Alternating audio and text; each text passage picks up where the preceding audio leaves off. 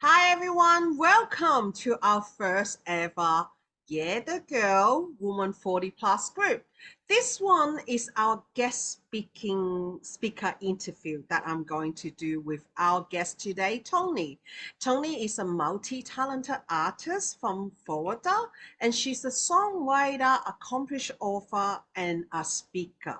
So without further ado, I wanted to introduce Toni here to share with us who she is. Hi, Toni. Thank you for coming on to our live interview. Hi, how are you doing today? Good, good, good. It's so lovely to have you. So, Toni, tell us a little bit about yourself. I am Toni Wortherly. I'm 46 years old. I'm from Jacksonville, Florida. I spent about 3 years practicing family law before I started my career as an educator, which is what I've been doing for the past 17 years. And during that 17 years as an educator, I have published 3 books, and I just released in 2022 my first EP extended play, um, Strength to Soar. And so I am utilizing all of the gifts that I've been given to help other people navigate some of the challenges that I have navigated in life. Excellent. So today the topics that we wanted to talk about is navigating through divorce. So can you tell us a little bit about your story? Yes. So my whole entire life, I wanted to be married, like as far as I can remember. My parents will be celebrating their 50th anniversary in April. So I grew up watching them and seeing how in love they were. And I just remember as a little girl, like whenever we played house, I wanted to be the wife and I wanted to be the mommy. And that's like the main things that I wanted to be. When I was about 8 years old, then I added lawyer to that list. But the thing that stayed most consistent was that I wanted to be a wife and I wanted to be a mom. And so my mom got married when she was 18. My sister got married when she was 19. I graduated from high school. I went to college. I had a boyfriend when I was in college. We broke up. I graduated from college at 20 years old. And for whatever reason, I felt like I was getting old and that I didn't have an opportunity to get married. So when I met my ex-husband, and we hit it off and he was interested in getting married, I honestly, at that time, which it seems crazy now thinking back on it, but at that time, I thought that might be the only person who would ever want to marry me. Before my first boyfriend that I had in high school, I had no boyfriends until I was 17. And then I met my ex-husband after a series of situationships in between him and my first boyfriend. So we got married, and when I was 21 years old, and I felt like I was an old maid at the time, getting married at 21. And then I started law school, so we moved away from our hometown. And it was hard moving away from my family. I'm extremely close with my family and navigating law school and the challenges that that brought. And we just started having a lot of turmoil, which in hindsight, I should have seen that it was going to be an issue. My ex-husband was 2 years younger than me. And so he was in school and he was working, and we just had a lot of issues, and those issues kind of boiled over into some emotional abuse and verbal abuse, and things escalated. And my marriage only lasted 20 months. I kind of joke now that like my marriage was like the age of a toddler. It got to a point where I couldn't deal with some of the shenanigans that were going on in my home anymore. We separated. I found out while we were separated that when we separated, he moved in with another woman. So I filed for divorce. I was a first year law student and I had access to other attorneys that were mentors. And so one of my attorney mentors like showed me how to file for my divorce. So that was like my first court case, was my own divorce, my own dissolution of marriage while I was still in law school before I was even a practicing lawyer. It was easy, so to speak, in the sense that we had no property together. we had no children together. So the process was just filing. We had to go through mediation and have the mediator say that we couldn't come to an agreement so that we could get a hearing. And about 6 weeks after I filed for divorce, my divorce was final. Oh wow, that was a quick one, isn't it? Yeah. So it reminded me of my own divorce, that what I have actually went through, because I was with my ex-husband for 19 years, very similar to yours. I got married when I was 21, meeting this guy for only 3 months while I was in Hong Kong holidaying, and I was brave enough to not tell my family, not tell my parents, and just decided to get married with this guy that who's 5 years older than me. And the funny thing was, the first 3 months of my marriage, I actually felt like the most luckiest woman in life, because I come from a life of being bullied and also being sexually molested by someone I trust. So Mm. inside of me, I have this craving of wanting to be accepted, wanting to have someone to love me and care for me. And my ex-husband was my first boyfriend. So it was like I could not wait to get married. And when he proposed to me for fun, using my own ring, and I thought that that was it. I was just gonna get married, because I say that if I'm gonna stay in Hong Kong, then I may as well get married. And at that time, what in my mind, I think that, oh, marriage is just a piece of paper. If I don't like him, I can always divorce him.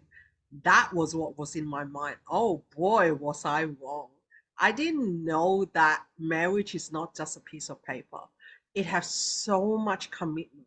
It has so much pressure and so much communication that we have to go through into it. And like you said, you had, like, lucky you were in law and you're doing family laws as well. So you got the understanding of what you need to do. At that time, I didn't know what to do. I have go for a lawyer, and the first one that I found wasn't very good. And even that we don't have property or kids, when we try to separate, the first time they didn't approve it, because they said, "Oh, you guys are still living in the same house." And I said, "Yeah, but we haven't slept together for 5 years, and we're like the sofa literally have a din on it. That's where he sleeps." When the first time the court threw my case off and said that I have to wait for another 2 years before I can get legally divorced, that's probably the Australian system. And I will remember I was at court, I was shaking. And I think the judge actually saw my reaction of how much fear I have in my eyes, because like I was in a DV marriage as well. So it was that the judge actually emphasized with me and say, okay, now this is what you need to do. Okay. I don't finish today until 5 p.m. So get your lawyer to give me this information so you can come back within today. Don't need to line up and just need to come over to me. And I'm like, oh, thank you. Like, I was shaking all the way, walking back to the lawyer's place, filling up all the form he needs. And finally, the judge understand and granted my wishes of having that divorce. And I remember the day I received that paper, and I'm like, finally, I'm free.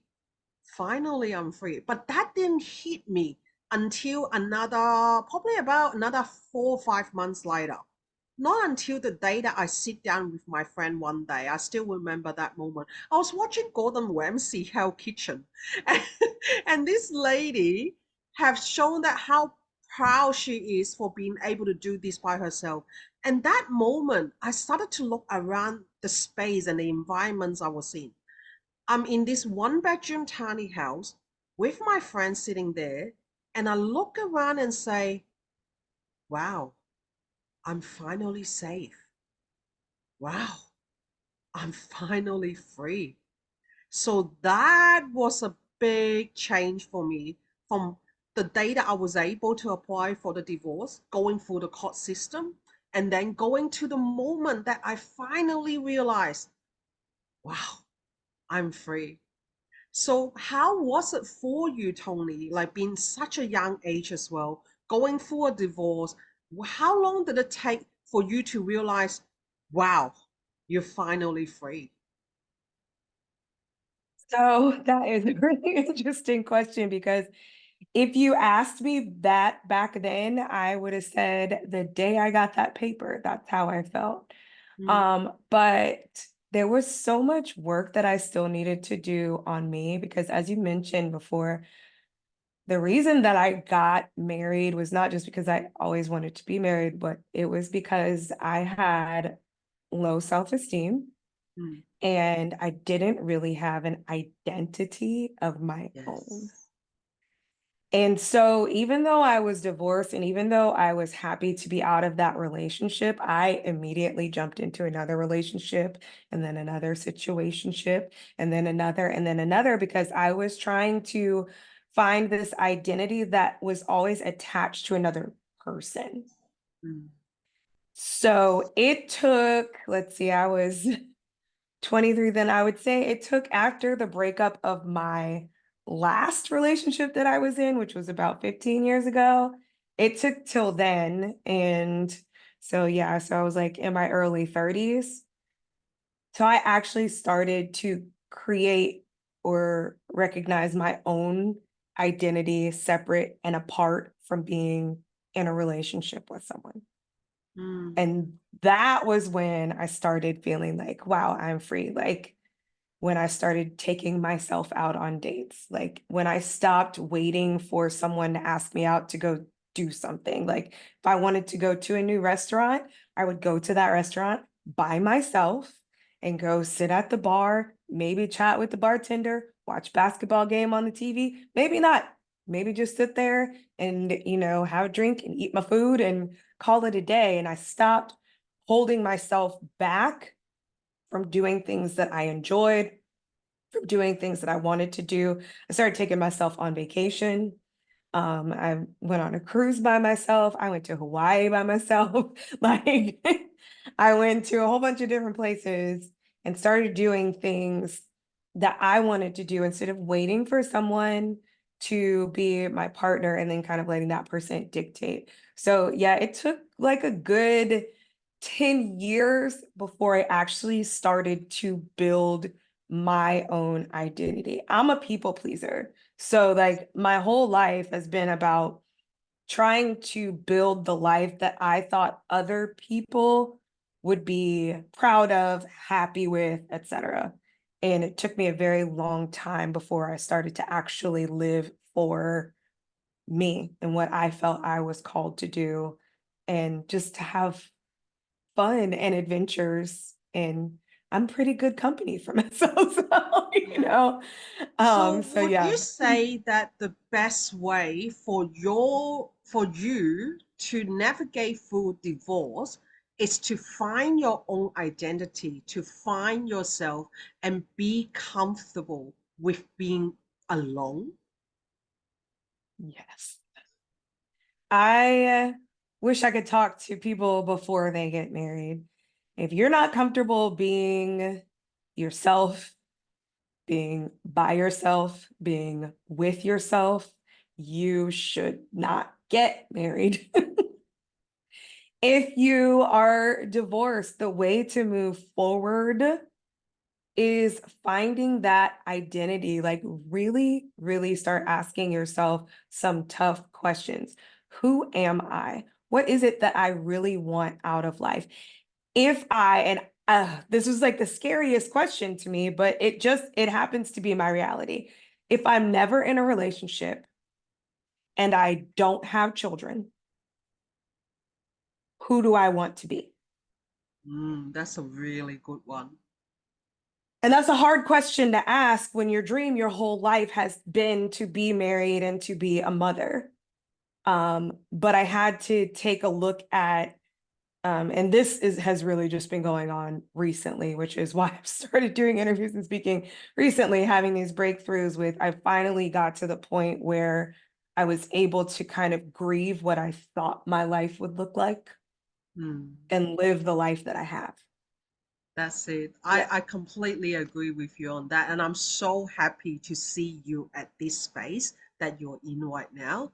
Because a lot of us that who been through a tough marriage, who've been through a tough breakup, a lot of the time that what we keep thinking is actually the good moments that we have, those Mhm. good memories that we had with this person and how that person's make us feel.